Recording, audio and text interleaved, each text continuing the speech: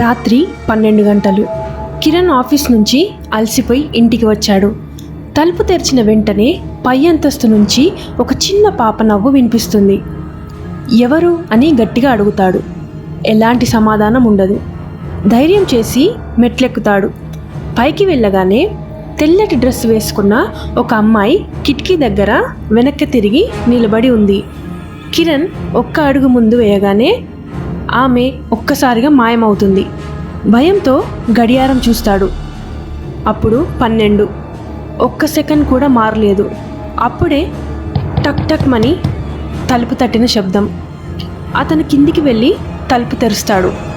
బయట అచ్చం తనలాగే ఉన్న మరో కిరణ్ నిలబడి ఉంటాడు.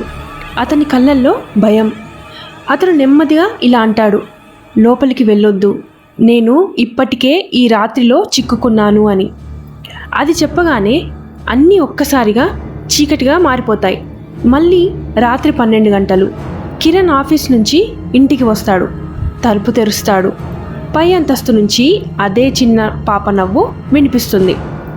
కిరణ్ భయపడుతూ బయట నిలబడి ఉన్న తనని అడుగుతాడు, ఈ శాపం నుంచి బయటపడే మార్గం ఏదైనా ఉందా అని.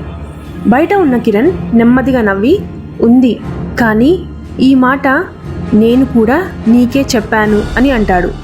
అంతే, బయటున్న కిరణ్ ఒక్కసారిగా మాయమవుతాడు. ఇంటి లోపల నుంచి మళ్ళీ అదే చిన్న పాప నవ్వు వినిపిస్తుంది.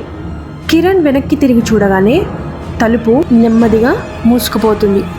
కిరణ్ వణుకుతూ బయట నిలబడి ఉన్న తననే చూస్తాడు.